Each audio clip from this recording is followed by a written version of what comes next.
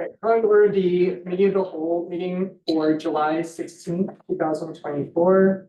And a roll call. Epcot. Here. Malaco. Here. Petty. Here. Black. Here. Simon. Here. Wright. Here. Gustus. Here. Item one is approval of minutes from July 16th. We have motion to Wait a agree. minute, that's the Yeah, I have wrong a meeting date. that day. It's the wrong date. It is, but we also did not have a meeting. Yes. Last board meeting, so Yeah. that will be passed on.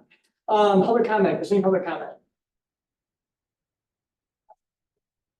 Old business, item number 2 is discussion recommendation of a text amendment to the village's zoning ordinance related to residential driveway width standards. Have in your packet, information about this.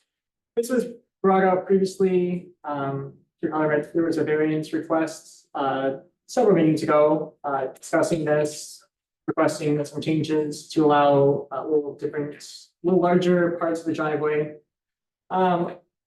This board discussed it. We sort of decided that we wanted to generally keep the width of the driveway, the maximum width the same as current code. However, address maybe allowing a little larger areas for parking and movement of cars up to the driveways.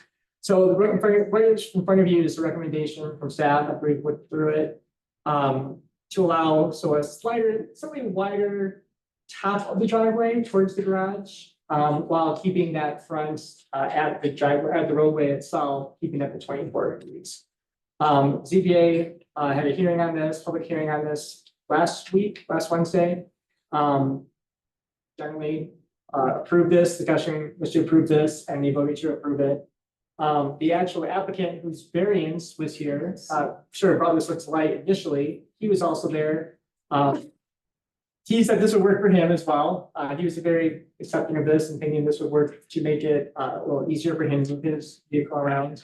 And in general, we think this is a good sort of compromise to keep the frontage the same width, but also allow a little more flexibility closer to the garage for movement. I think Trustee Babcock mentioned that when you were discussing it previously, allowing a little more movement towards your garage. So you have in front of you the recommendation for the text amendment to that driveway section, which would increase adjust the overall width of the driveway towards the garage, and then move the taper, where it starts to taper, starts to come into the 24 feet, move that from 10 feet to 5 feet from the driveway. Does that start right at the right of way line? Correct. So starting right away line, we have to taper down to 24 feet within 5 feet of there as opposed to 10 feet. Did that match Brandon's, because that was very educational as far as the, Yes. Yeah. yeah, that was a wild, good idea, man. You don't think of things like that, it's Is cool. there usually any type of illustration in this as well? Could you put? There currently is in the code, and so we will adjust the code book to reflect the Just so change. people look at it, Correct. they could have Yeah. an illustration. Yeah.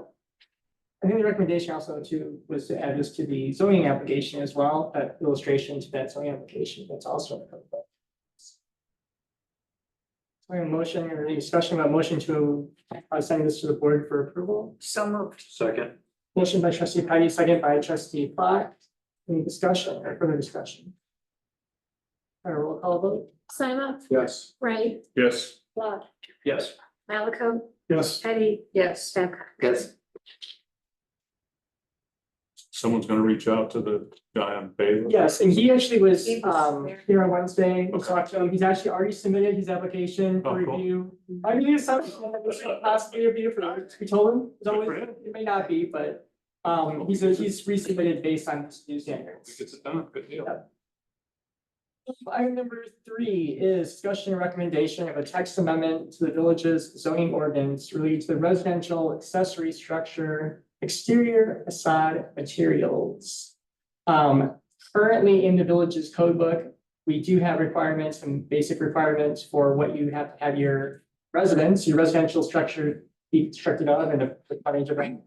We have no restrictions or no design standards for accessory buildings, so essentially sheds for the most part, for residential areas.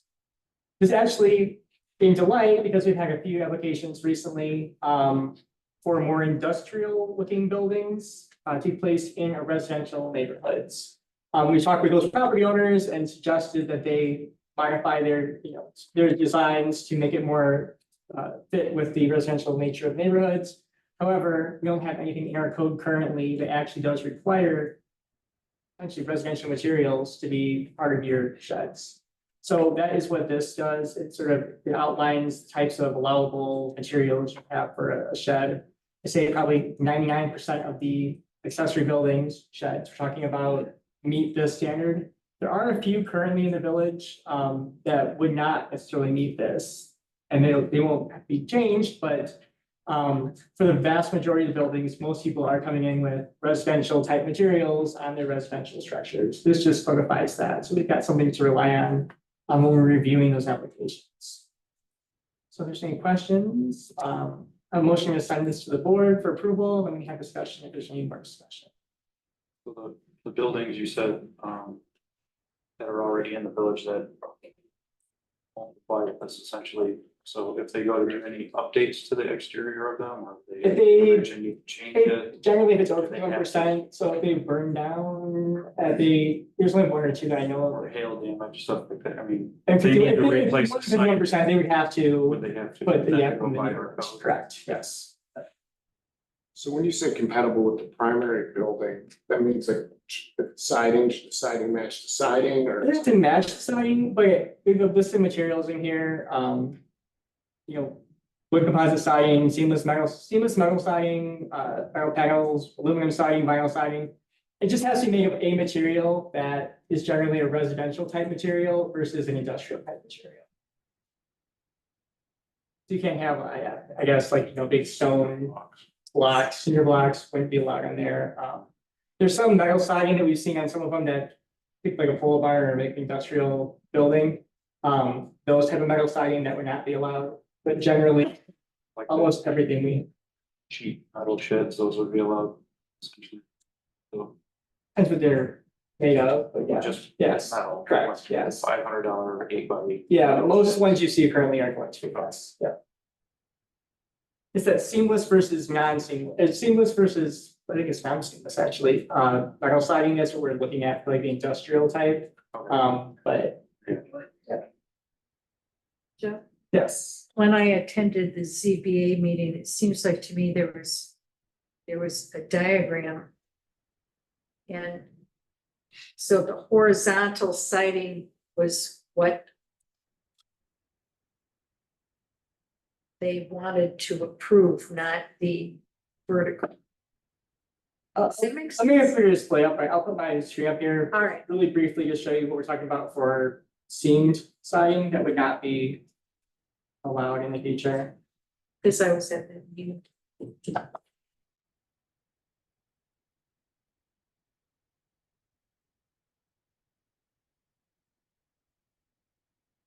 So this right down the far right there, that type of siding would not be allowed. That is Correct. seamed siding, so.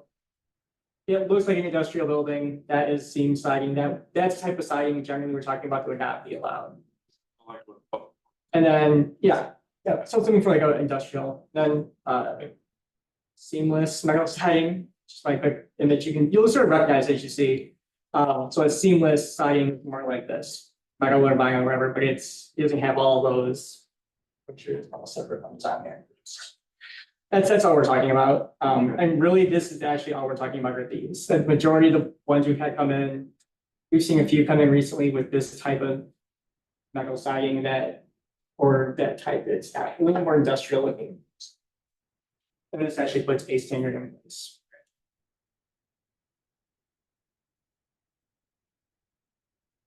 I was at the ZBA, what was the vote on it? I think there's 5 people there, so all everybody there, so 503 or 502, sorry, 2 people were not there, so yeah, all everybody approved it though.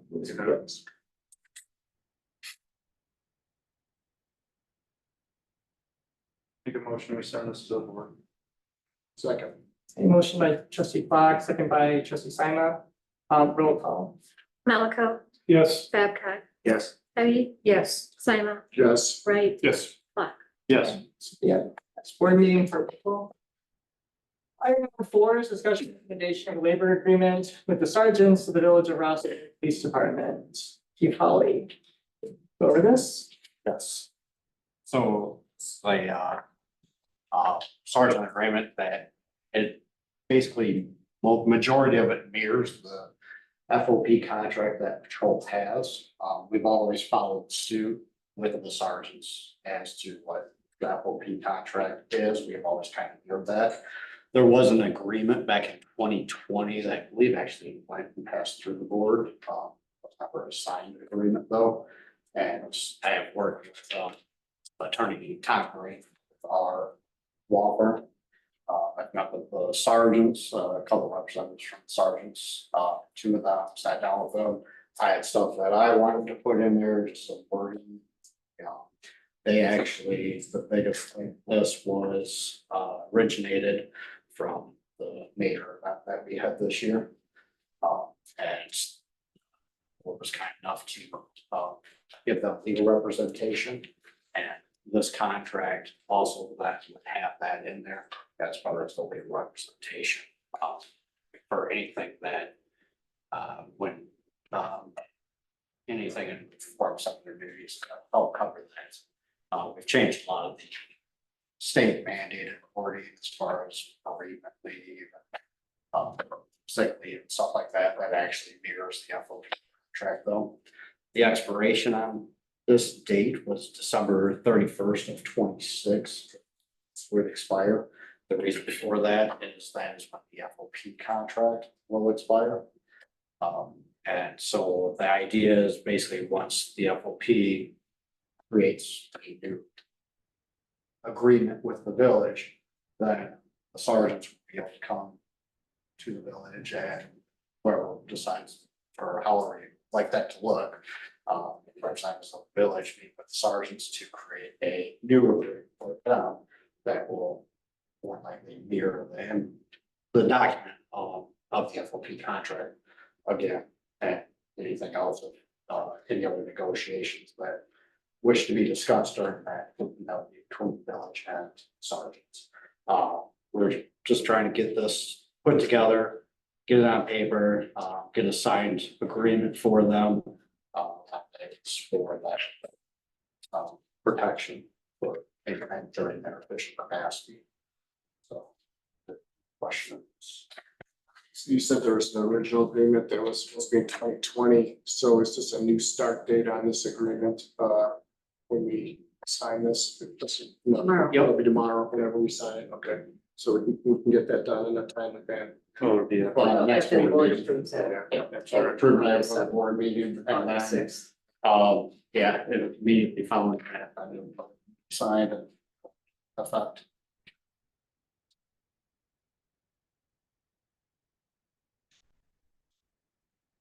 Questions? Motion to send to the board. Second.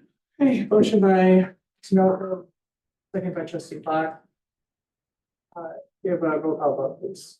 Teddy, Yes. Babcock, yes. Wright, Yes. Simon, Yes. Malaco, Yes. Black. Yes.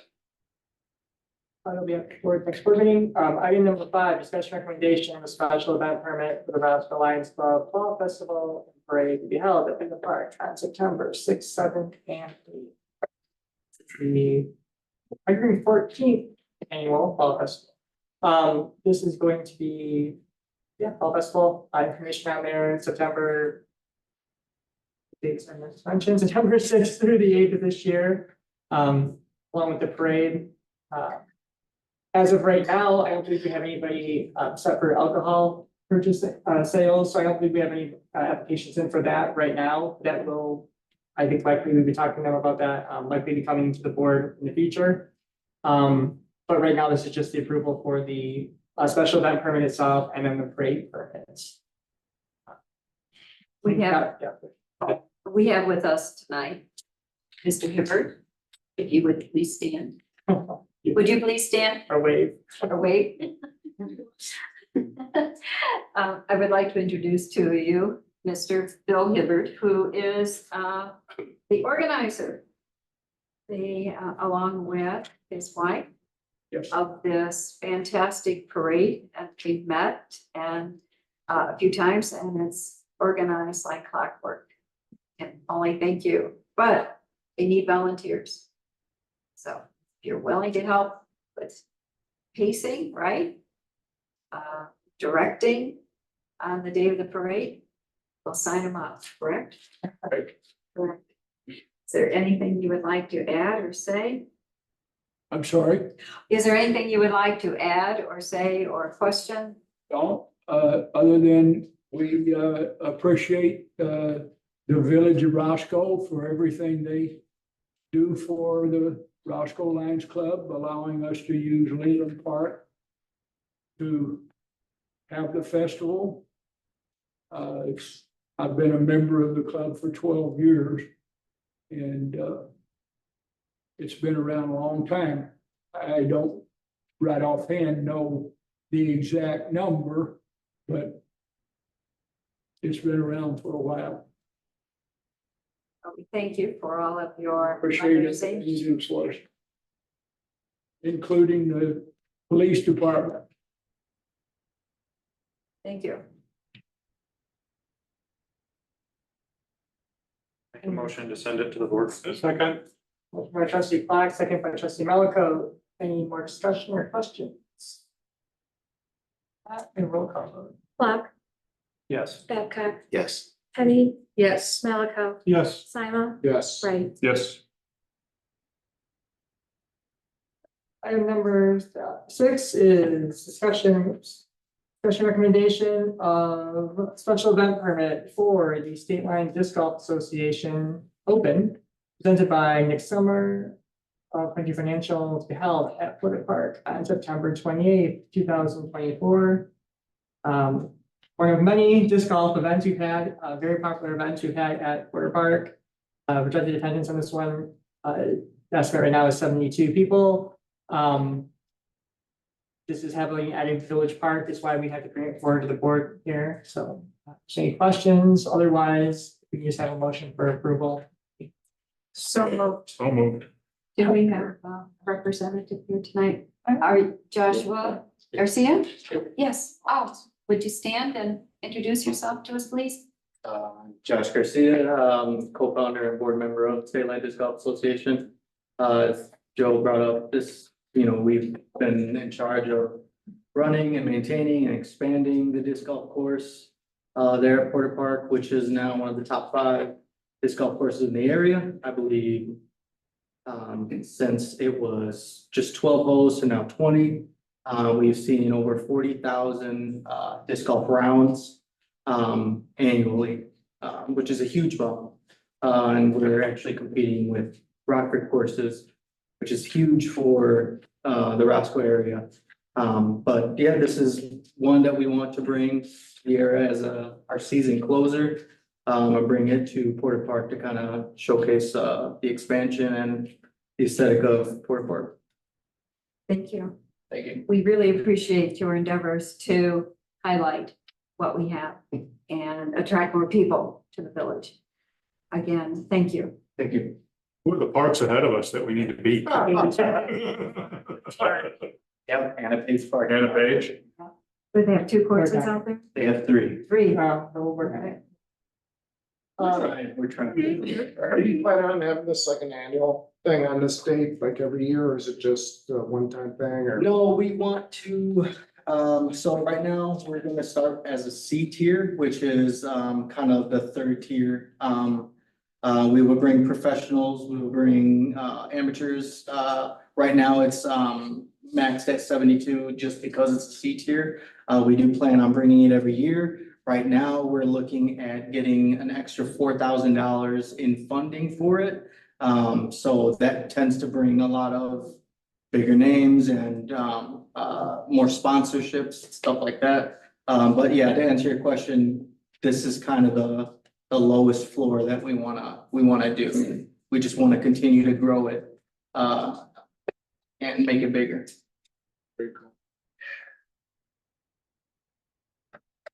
We have a motion, Madam Clerk, do we have Yes, we do. motion by, Petty and Yeah. Wright. all right, okay, the roll call vote, please. Babcock, Yes. Petty, Yes. Wright, Yes. Simon, Yes. Clark, Yes. Malaco. Yes. On the board, next agenda. Item number 7, discussion and recommendation of adoption of a policy related to the maintenance of subdivision entrance signs and landscaping. Look in your packets. This was brought up a couple weeks ago. Request was to put together just a draft policies for discussion, sort of outlining how we choose and how much money we want to spend each year on subdivision entranceways. So I've got a draft policy I put together, sort of a broad overview policy for the board's consideration and discussion. If everybody's looked at that, given comments, we can have a discussion about the policy and see what people think about that and changes you want to make, recommendations, or it's adopted and we can move on. But I imagine there'll be some discussion. If any discussion. The thing that jumped out to me is that we won't replace signs that are on private property, which I feel quite a few subdivisions have that. So I do have a section there, so without having some sort of either dedication as right of way or transfer of ownership to the village, we generally don't want to be on private property. Maintaining signs, or really it's a maintenance of signs, replacing signs, maintaining signs on private property. So if they get dedicated to the village or either donated, deeded over to the village, the parcel itself as a whole, right of way, dedicated right of way on the property. I think some of them may have easements, so it's a little more, that's fine too, but some sort of ownership of it to the village where we've got the right to be on that property without any sort of additional permission or scheduling or concern about us being on somebody's private property, maintaining the signs. So that paragraph that's in there, essentially, yeah, makes that, and that should be a policy in general, as we don't really work on completely private property without some sort of right to be on that property. So, So is the village going to reach out to where these are located and ask for permission, I guess, and try to get right of way? for the ones that we want to, the village wants to go and repair, or if we have to request to repair to do that, we would reach out to the owners of those properties. Well, I know like Sagewood, I'm pretty sure is on private property. I don't know about Hawks Point, but I'm pretty sure they're on, I mean, if it's not in the ditch, it's on private property. A lot of them are close to right of way, the exact ones. A lot of them are right of way. They're either right, a lot of them are on the edges, are on the right of way, so they are on the village's property. So some I believe have easements. I know one for sure that is an issue, or was an issue, is the Hunters Run. I think that is completely on private property, but again, we purchased that now, so. I believe But, Chicory is also completely on private property. both- So we would want to work with the property owners Right. and That's what I'm they getting would at. like us Will we to. reach out. We to can them? reach out to the owners. If this is a policy you wish to pursue, that would be the first step to send up, communicate with them and ask if they would agree to cede that, whatever area it is, to the village. And if they do, then fine, we do the necessary paperwork. If not, then we find another location in the right of way. If they're. Does that continue on if the homeowner changes? Do we have to continue to? Which. That's why we have the property. Okay. So That's why- what would see just like a square around the sign or like a whole entry up to the sign and everything? 'Cause It'd be some access way to Yeah. it. I mean, it'd be, Yeah. it depends, we've heard of subdivision figured out, but we want some sort of access from the road to the signage and have some area around the sign. That would be the villages.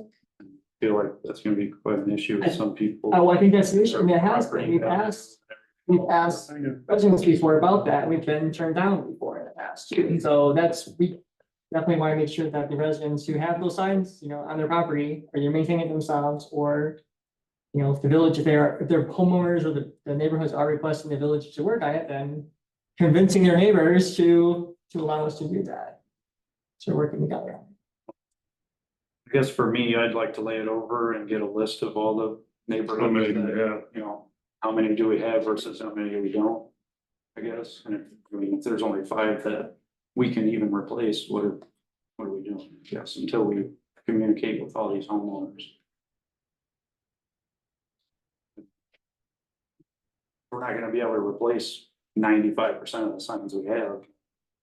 Why doesn't have a policy about it? Are all the signs, or is there any options where we could put signs in where it's not on private if we're putting new signs up? So, and for instance, Chicory Ridge, is all the options on somebody's land, or is there sections where, since there's not a sign there, we could put something up that's not in that space where we could? We have to look at the distances, but there, a lot of entrances would have some amount of spot where we could put a variation, we could put signs on. So I think that's probably your option, is that, you reach out obviously to the homeowners first and see if that's, acceptable, and they're willing to do it. I don't see why they wouldn't, but then the other option would be to have plan B, to have an area where you could put signs. Right.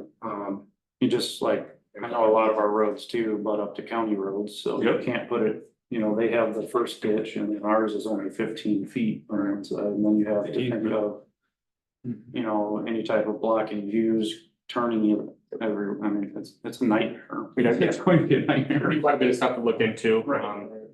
I see it a lot in municipalities where actually just a sign easement is recorded on the property where it's still the homeowner's property, taxing purposes. I don't believe that there's really any change, but it essentially grants the village the right to, like Joe said, go on the property, maintain that and within that certain area. And then past that, the regular maintenance of the area would be on the property owner, just general mowing and things like that.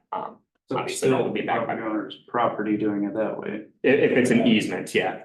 So it's really, I guess. If you just report it as an easement, you're not taking ownership of that. But yeah, it still requires, obviously, the property owner's Permission. approval. Okay, Yep, yeah, they would have to sign that, but. What I guess I was getting at is we were taking part of the property. A lot of people don't know that.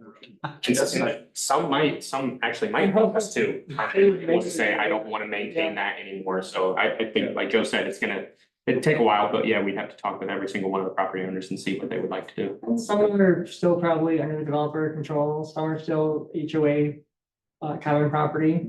There's a lot of different types. I know it's like, your neighborhood has an HOA, obviously, right, Mike?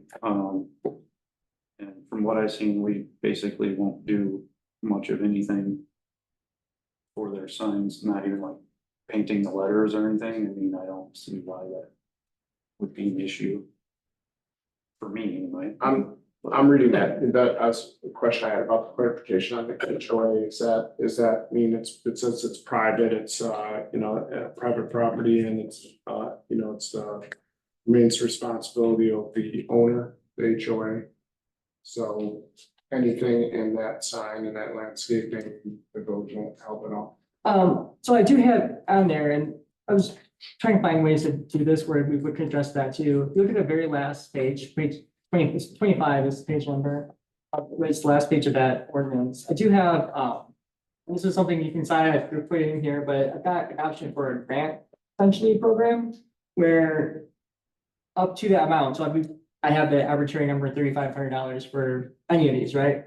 If we were gonna do $3,500 for a village maintained one or a village put in one, the HOA or, and I've got also a HOA or a group of homeowners, right? A group of people in that plat. So you're gonna have an established HOA, but you can have your neighbors can get together on it. Request a $3,500 grant essentially to maintain that sign or up to that amount to maintain the sign themselves or to update it every, same schedule, once every 5 years or however we're gonna decide to do it. Where that HOA could request a $3,500 grant and then do it themselves, use that money to upgrade the sign, and they have to show us what they're gonna do with it. So the village wouldn't necessarily be maintaining it, but it would also allow sort of a fair, play for people with HOAs who own the signs, or if there wasn't a group who wanted to maintain it and they want the village to maintain it, well, then we would have the rest of the policy that would have the village spend the same amount of money essentially. Yeah, that's what So I had it sort of balanced where whoever's maintaining it is roughly the same amount that the village is putting into it. So So it's not just for all sign one of the same. replacement, so if you're doing, I guess what I'm saying is if you're doing for one, you have to do for all, right? Yeah, that's kind of how we're treating it. If it's the village that's maintaining landscaping, but not gonna maintain our landscape, but we are essentially get some type of. You could request, yeah. So, but we should probably put some sort of like every so many years is what you said. I've got 5 years in there, sort of as the cycle for repair and replacement that we would work, that's sort of the schedule I've got in there. again, it's an arbitrary number, but it's probably a fair number when you sort of think of how they deteriorate over the years and. That'll be the maintenance portion of it. Just something maybe, Jeff, our new, code enforcement guy might be able to touch base on these houses for us. What was What, that? yeah, I would think that would be, I would just formal call them, letter. yeah, we would sign something. Okay. The only other question I have, is that we have $3,500 per subdivision, not per sign. So like, Yeah, we can want to change it, I mean, this is sort of a draft one, but if we want to do entrance way. say doing it for sign, I'll explain, I don't know, maybe you have two. Well, one, it's we bought. Yeah. But want another one. But technically, you could have another one on the other side. They want another one on the other side. I think this is a draft, so if you've got a proposal, you want one, it's a, for entrance way, do you want to have maybe a little higher for multiple signs? It's up to you as a board to. or it could be based on the size of the subdivision. My subdivision has 2 streets, 1 sign, but I don't think a sign is needed on the other because of the proximity of the 2 streets are so close together. I don't think one size fits all subdivision, so to speak.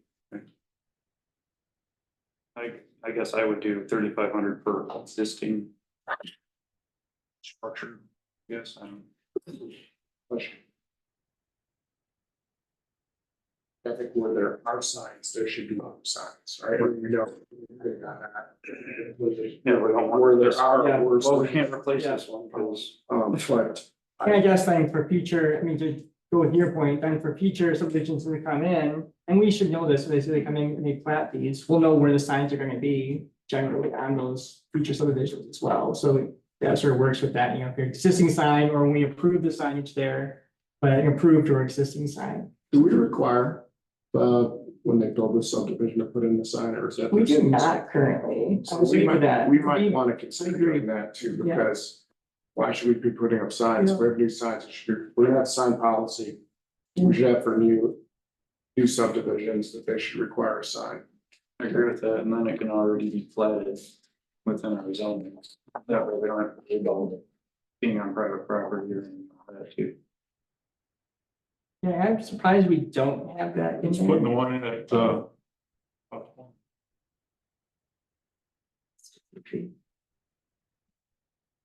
Yeah, we have not, I don't think we've installed the initial signage, I don't think probably any on subdivisions. Will that be platted to us, that's on. Probably HOA, I think it's HOA, I mean, it would be, it's Well, I guess, yeah, it's they- currently they- is. Technically, it's Requiring HOA.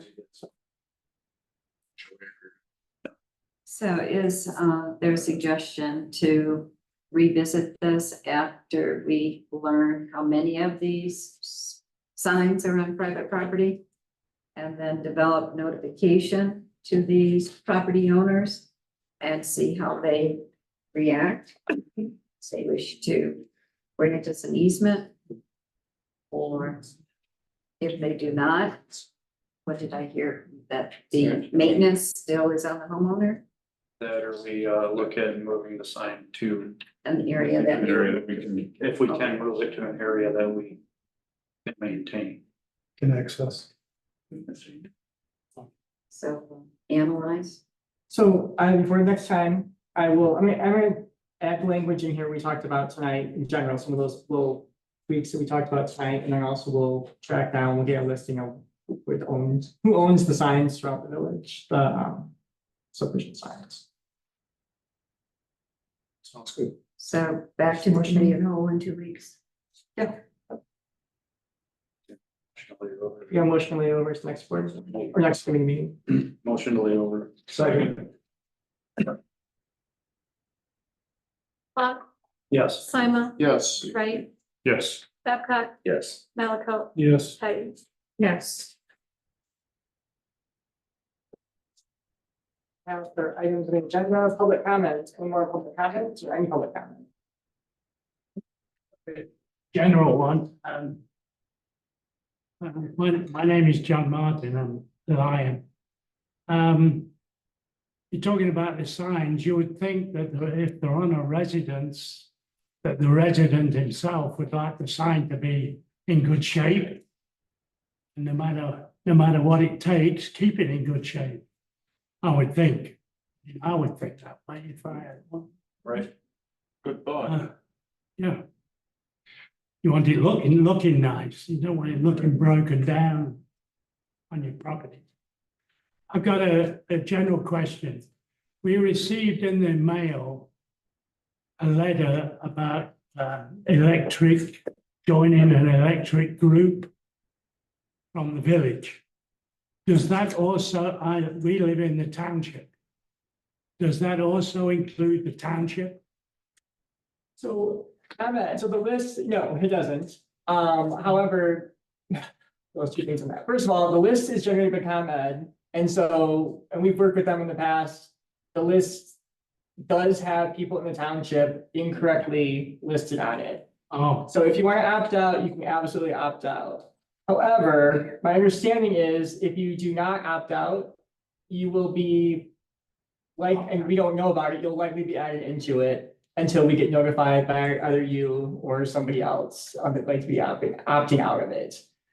We try to get this list as accurate as we can. We work with our aggregator about it, and it's not just our community, it's kind of in general, but if you did receive that letter though, my understanding is that you will be placed on the aggregation list. You'll be placed in that program. but with ourselves, we should really opt out. If you would like to, you can opt out by either sending that letter back in or contacting us. But if You we don't have to. If you don't do that, yeah, then you will get the benefit of the program. it's sure. That is what I've been told right now from our consultant on that, who worked with ComEd. So that's my understanding currently, yes. Okay, thank you. Sorry about that. That's a good question. We got lots of questions about that, so I appreciate it. Yep. Another, What if you have another carrier beside, well, you have the comment, then you have another, If you had already signed up for a different provider, you mean? yes. So if I've you- had it for a while. Yeah, if you have another third-party person, not the village's program, then you will receive an opt-in letter. So you should receive a letter that says you can join our program, but you won't automatically be switched to it. If you already have a different provider that you've already signed up separately for, they should be sending you an opt-in letter that allows you to join our program, but won't automatically put you on that program. Okay, I did receive that. I was just making sure that they wouldn't automatically just throw me back in there. Yes, correct. Okay. Yep, Can I just throw one more thing in? sure. If you have solar, you cannot switch to the new provider. You have to stay with ComEd in order to get your benefits of solar. Yeah, there'll be a different letter for that as Just- well, yeah. Yeah. Just so people Yep. know, Yep. I have solar, so. These are good, all good questions and points, and we've been answering a lot of these all week long, but, exactly, if people have questions, if your neighbors have questions, feel free to give us a call. We're more than happy to answer, and get those answers to you. Right, any other public comments? Okay, I'm seeing no presentations tonight, no closed session required tonight. I have a motion to adjourn. So moved. Second. We have, all in favor? Aye. Opposed, we are adjourned at 7:52. Yeah.